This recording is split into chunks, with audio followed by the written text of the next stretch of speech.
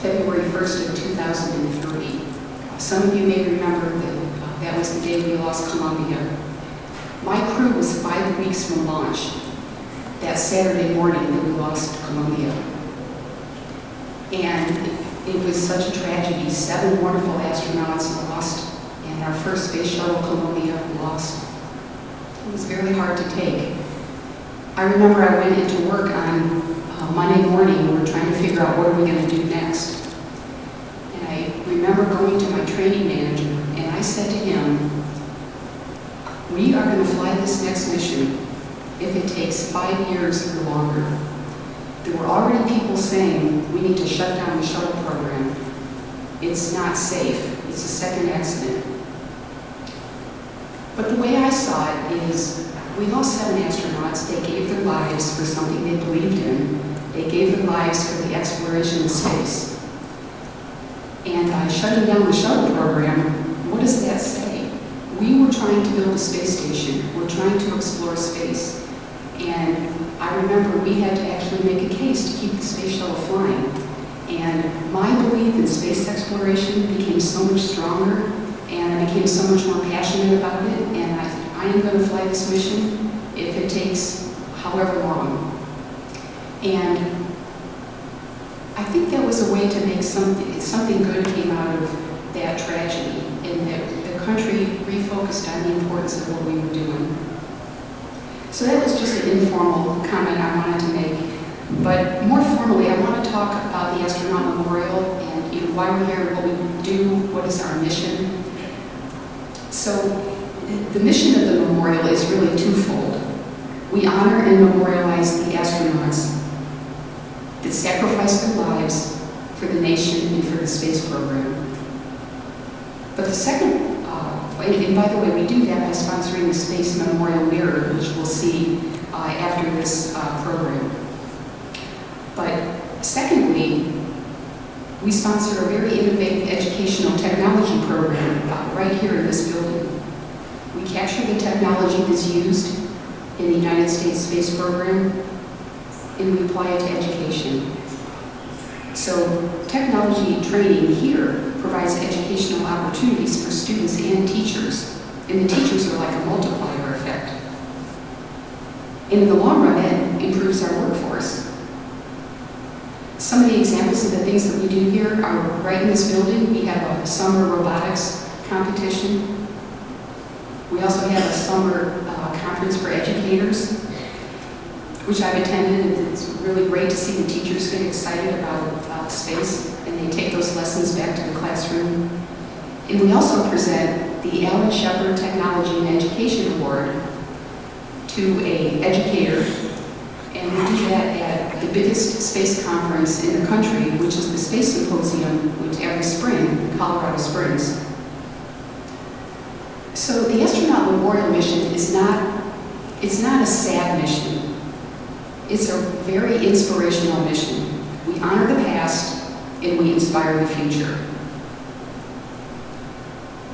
The 24 names on the Memorial Mirror, which are now 25 names, include those people who gave their lives in an effort to further the exploration of space. Every one of them is an explorer, and that's the way they'll be remembered. But the point I want to make, the attitude of pilots and astronauts is not one of taking a crazy risk. It's an attitude of, I'm part of something that's bigger than me. And that is something that's worth taking risks for, calculated risks. Astronauts and test pilots are not going to fly a mission that they know is unsafe. We check all the risks, we ensure that there's controls on all of those risks, and then we go out and do our job. But the mission actually goes farther. We're just taking baby steps now. Spaceflight must become more common, and it's got to become less expensive. So if we're to eventually get people off of planet Earth and living elsewhere in the solar system, each flight has got to be a small step, and it is in that direction.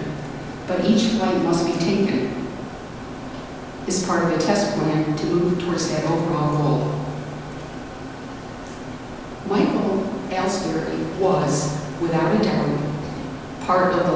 long-term mission of extending human life throughout the solar system. I want to say that spaceflight is not just for a small group of astronauts. More and more diverse groups of people must go into space if we're to grow the mission. I personally believe that space tourism is going to be hugely successful. More people need to feel what it's like to be up in space, be in microgravity.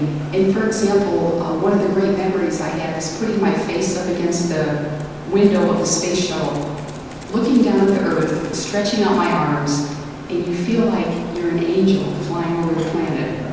And you're looking down at continents and oceans, weather, thunderstorms, and you look at areas where people are living, places that maybe you want to visit someday. You think about all the history that took place down there over centuries. And you think about how we need to take care of our planet and how we need to take care of each other.